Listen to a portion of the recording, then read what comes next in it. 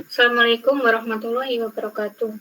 Kami dari kelompok 5 akan mempresentasikan tentang kontribusi Islam terhadap peradaban dunia. Anggota kelompok kami ada Dwi Chandra Ningtyas, Muhammad Zidan Prasetyawan, Nuri Rahayu, Setia Ningtyas Ulinakmah, dan Shirley Aurika Deva Ruandini. Yang akan kami diskusikan dalam presentasi kali ini, yang pertama ada jejak peradaban Islam dalam peradaban modern. Yang kedua ada ketertinggalan umat Islam di bidang ipteks dan budaya. Yang ketiga ada menuju kebangkitan umat Islam. Dan yang terakhir Islam Nusantara, potret kebudayaan Islam Indonesia. Yang pertama ada jejak peradaban Islam dalam peradaban modern. Apa yang dimaksud dengan peradaban? Dalam bahasa Indonesia, kata peradaban memiliki arti kemajuan, yaitu kecerdasan kebudayaan lahir batin. Lalu, apa yang dimaksud dengan kebudayaan Islam? Kebudayaan Islam adalah seluruh aktivitas manusia yang secara inspiratif bersumber dari Al-Quran dan hadis Nabi Muhammad SAW. Yang kedua ada faktor-faktor penyebab kemajuan dan kemunduran. Sebab-sebab kemajuan umat Islam. Menurut Badriyatim, periodisasi masa kemajuan Islam berlangsung antara tahun 650 sampai 1000 Masehi. Masa ini adalah masa 3 kekhalifahan, yaitu Khilafah Rashidah, Khilafah Bani Umayyah, dan Khilafah Bani Abbas. Puncak kejayaan Islam terjadi pada masa pemerintahan Bani Abbas. Pada masa ini, Baghdad sebagai pusat pemerintahan Abbasiyah menjadi rujukan dan sentral ilmu pengetahuan di seluruh penjuru dunia. Yang kedua, menurut Buddha, kemajuan ini dipengaruhi oleh dua tradisi, yaitu masyarakat Arab pada saat itu memiliki budaya menulis dan penerjemahan filsafat dan logika Yunani mempengaruhi pola pikir ilmuwan Arab. Yang ketiga ada sifat adaptif dan terbuka dalam menyerap dan mengadopsi unsur-unsur peradaban besar dunia. Sebab-sebab kemunduran umat Islam. Yang pertama ada penyerbuan tentara Mongolia ke Baghdad yang dipimpin oleh Genghis Khan dan Hulagu Khan pada pertengahan abad ke-13. Pasukan Mongolia membumi hanguskan Baghdad beserta isi dan penghuninya. Dan yang kedua, menurut analisis para sejarawan, keruntuhan peradaban Islam disebabkan setidaknya oleh dua hal, yaitu politik dan moral. Secara politik, telah terjadi friksi dan konflik di antara putra mahkota yang melibatkan kekuatan militer untuk saling berebut kekuasaan. Secara moral, para penguasa kehilangan kredibilitas karena berperilaku nista dan meninggalkan ajaran Islam.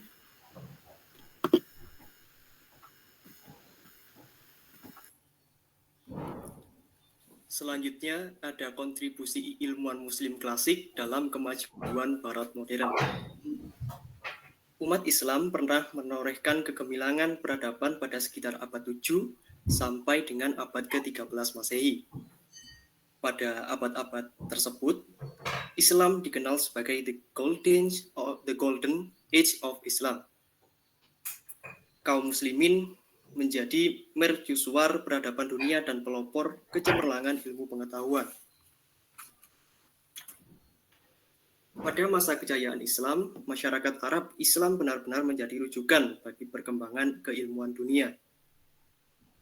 Para pecinta ilmu pengetahuan dari berbagai penjuru Eropa Barat seperti Italia, Prancis, Swiss, Jerman, dan Kepulauan Inggris berdatangan ke Andalusia, yang merupakan sebuah wilayah di Spanyol. Sekedar informasi bahwa Andalusia dulu merupakan pusat pendidikan yang menerima para pelajar dan calon sarjana dari berbagai wilayah untuk menimba ilmu, terutama ilmu pengetahuan dan budaya Arab Islam.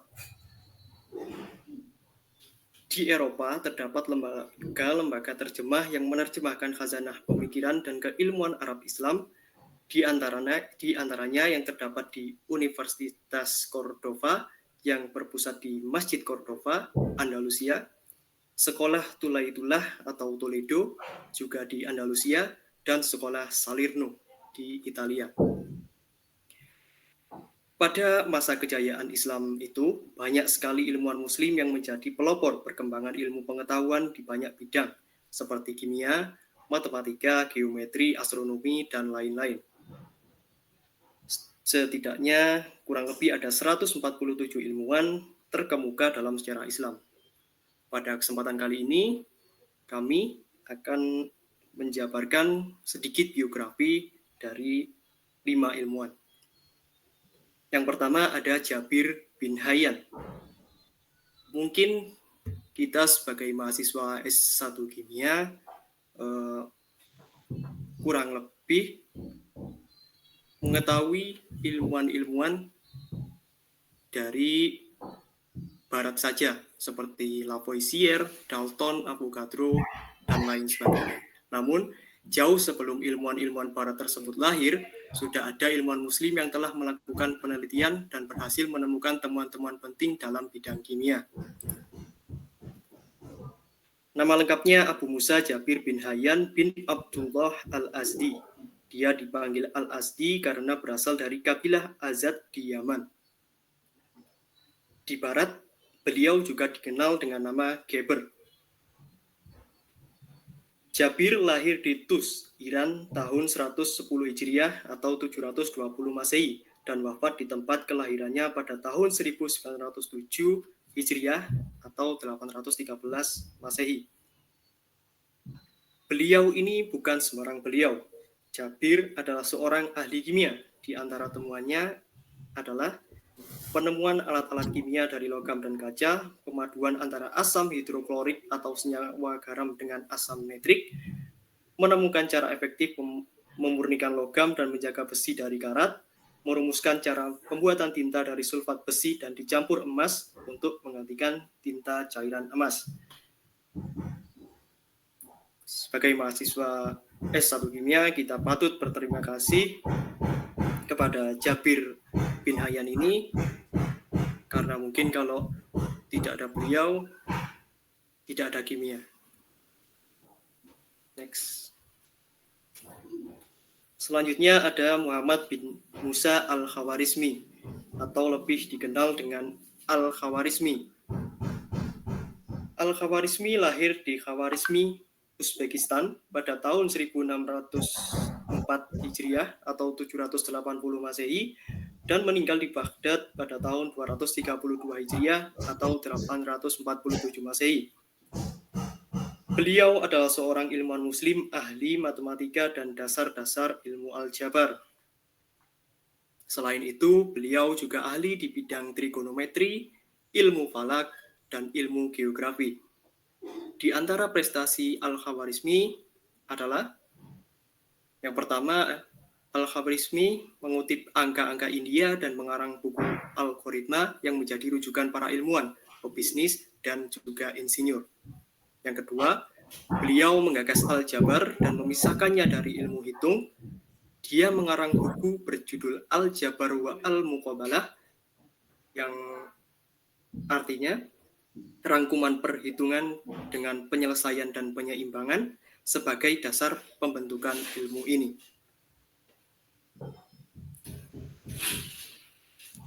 Selanjutnya ada Al-Kindi. Al-Kindi bernama lengkap Abu Yusuf Ya'qub Al-Kindi. Beliau lahir di Kufah, Irak, dan menurut Al-Khalili wafat pada tahun 260 Hijriah atau 876 Masehi. Beberapa karya dari Al-Kindi diantaranya yaitu dalam bidang astronomi, beliau menyatakan dampak posisi planet pada keadaan di bumi seperti pasang surutnya air laut. Dalam bidang ilmu alam dan fisika, Al-Kindi menyatakan bahwa warna biru langit bukanlah warna asli dari langit, melainkan pantulan dari cahaya lain berupa penguapan air dan butir-butir debu yang bergantung di udara. Selain itu, Al-Kindi juga banyak mengarang kitab dalam bidang teknik mesin, kimia industri, kimia logam, matematika, geometri, kedokteran, filsafat, farmasi, dan juga di bidang musik.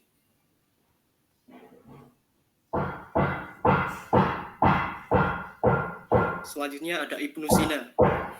Ibnu Sina bernama lengkap Abu Ali Al-Husin bin Abdullah Ibnu Sina. Ilmuwan Eropa menyebut namanya dengan Avicenna. Beliau lahir di Abazna di dekat Bukhara, Uzbekistan, Persia pada tahun 370 Hijriah dan wafat di Hamdan, Iran, Persia pada tahun 428 Hijriah atau 1037 Masehi. Ibnu Sina adalah seorang ahli dalam bidang filsafat dan ahli dalam bidang kedokteran. Di antara prestasinya yaitu Ibnu Sina merupakan ilmuwan pertama yang menemukan cara pengobatan dengan menyuntikkan obat di bawah kulit, menciptakan alat bantu pernafasan dari emas dan perak yang dimasukkan ke kerongkongan atau biasa disebut tracheostomy. Selanjutnya menemukan adanya cacing angiosperma, cacing filaria, dan pengobatan penyakit antraks.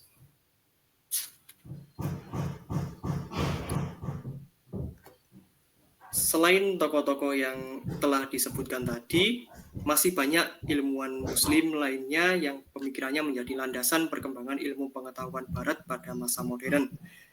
Di antara para ilmuwan tersebut, yaitu ada Thabit bin Qurrah, Abu Bakar Al-Razi, Al-Battani, Abu Al-Qasim Al-Zahrawi, Abu Al-Wafa Al-Bustani, Ibnu Yunus Al-Misri, Al-Hasan Ibnu Al-Haytham, Abu Al-Raihan Al-Biruni, Ibnu Rushid, Umar Al-Khayyam, dan lain-lain.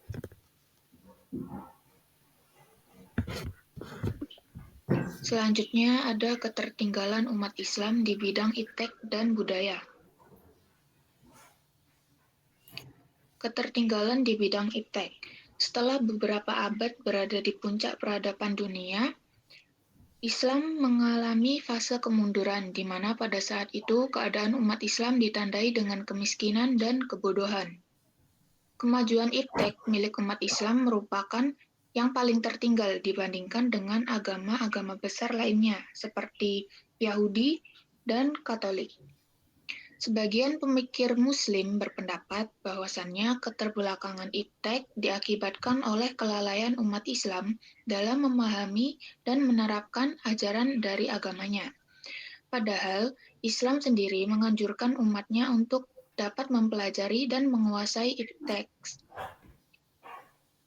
Lalu diperlukan pemikiran modern untuk mendapatkan kejayaan Islam kembali. Tantangan umat Islam di masa kini, yakni bagaimana caranya agar kita dapat mencetak orang-orang yang beriman dan menguasai iptek. Next.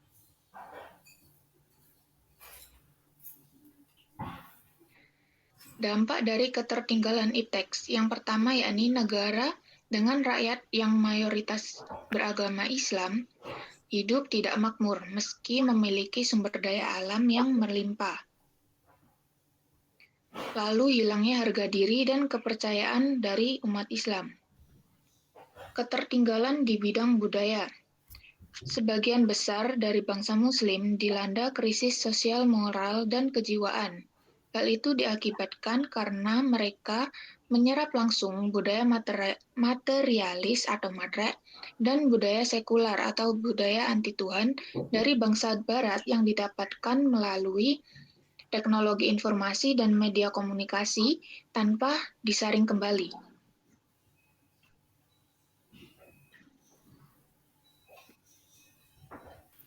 Yang selanjutnya adalah menuju kebangkitan umat Islam. Menuju kebangkitan umat Islam dibagi menjadi dua, yaitu aspek internal dan aspek eksternal. Yang pertama, aspek internal. Semangat bangkit dari keterpurukan. Umat Islam secara individual memiliki potensi besar untuk maju. Namun secara kolektif, umat Islam masih banyak memiliki kelemahan. Kelemahan tersebut antara lain umat Islam masih sering berseteru dalam hal perbedaan yang tidak perlu diperdebatkan. Misalnya penggunaan kunut saat sholat subuh.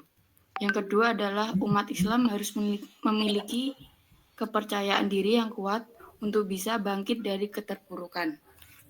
Umat Islam memiliki potensi ini didasarkan atas pemahaman yang mendalam terhadap Al-Quran dan hadis Nabi untuk bangkit dari keterpurukan. Yang kedua adalah aspek internal.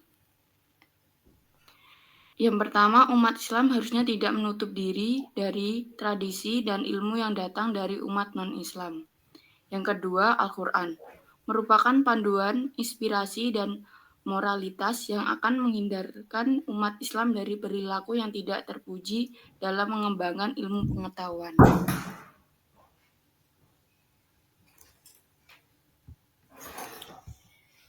Topik yang akan kami bahas selanjutnya yaitu Islam Nusantara, Potret Kebudayaan Islam Indonesia. Islam Nusantara ini terdiri dari dua kata, yaitu yang pertama Islam dan yang kedua Nusantara. Islam sendiri berarti penyerahan, kepatuhan, ketundukan, dan perdamaian. Sedangkan Nusantara memiliki arti istilah yang menggambarkan wilayah kepulauan dari Sumatera hingga Papua. Berdasarkan dua kata tersebut, dapat didefinisikan Islam Nusantara sebagai ajaran agama yang terdapat dalam Al-Quran dan hadis yang dipraktikkan oleh Nabi, yang diikuti oleh penduduk asli Nusantara atau orang yang bertempat tinggal di dalamnya. Next. Kemudian di sini ada beberapa potret kebudayaan Islam Indonesia. Yang pertama adalah kerajaan-kerajaan Islam. Pada kesempatan kali ini, kami membahas dua kerajaan Islam yang paling terkenal di Indonesia. Yang pertama yaitu Kerajaan Samudra Pasai, dan yang kedua yaitu Kerajaan Demak. Kerajaan Samudra Pasai yaitu adalah kerajaan Islam yang pertama kali berdiri di Nusantara. Kerajaan Samudra Pasai ini terletak di pesisir timur Laut Aceh dan berdiri pada tahun 1267 Masehi dengan Malik As-Saleh yang merupakan pendiri sekaligus raja pertamanya. Dan yang kedua adalah Kerajaan Demak. Kerajaan Demak ini adalah kerajaan Islam yang pertama kali berdiri di Pulau Jawa, di mana letaknya ada di Bintoro, Jawa Tengah, dan yang mendirikan adalah Raden Patah sekaligus sebagai raja pertamanya, kemudian didirikan pada tahun 1475. Next. Untuk wujud peradaban Islam di Indonesia ini terbagi atas 3 macam. Yang pertama adalah birokrasi keagamaan, yang kedua ulama dan karya-karyanya, dan yang ketiga adalah arsitek bangunan. Next. Untuk birokrasi keagamaan sendiri ini, birokrasi dari semua kerajaan Islam di Indonesia, penasihat raja adalah para ulama. Untuk ulama dan karya-karyanya, kami juga di sini membahas dua ulama. Yang pertama yaitu Hamzah Fansuri, dan yang kedua adalah Abdurrauf Sinkal, yang mana kedua ulama ini cukup terkenal di Indonesia dan di dunia.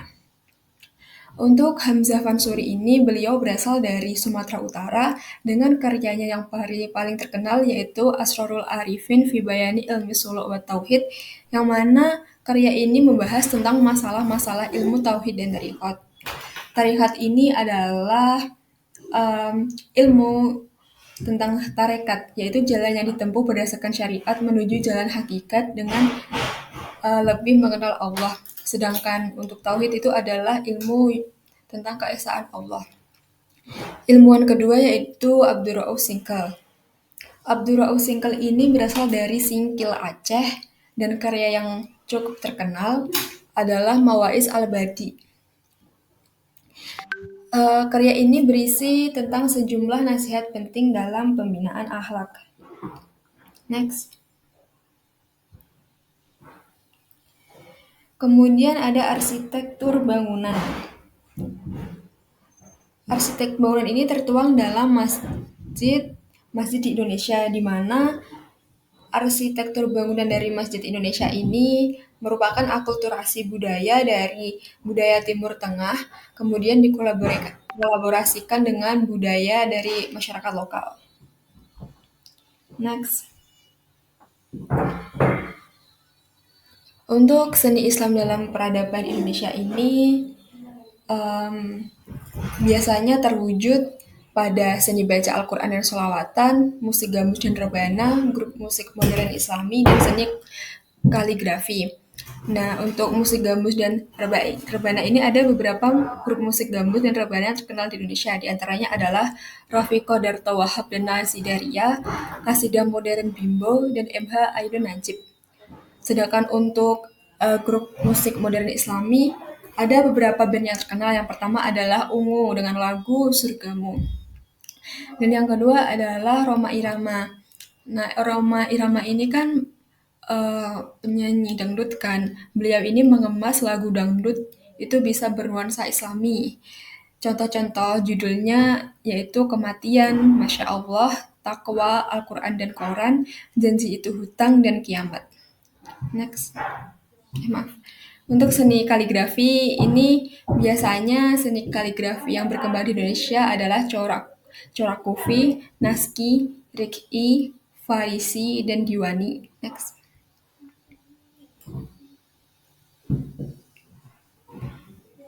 Berdasarkan penjelasan-penjelasan yang telah kami kaji, ini dapat diambil kesimpulan yaitu kontribusi Islam terhadap perkembangan peradaban dunia disebabkan oleh beberapa faktor internal maupun eksternal dan juga kontribusi para ilmuwan muslim. Potret kebudayaan Islam di Indonesia antara lain yaitu birokrasi keagamaan, ulama dan karya-karyanya, serta arsitektur bangunan.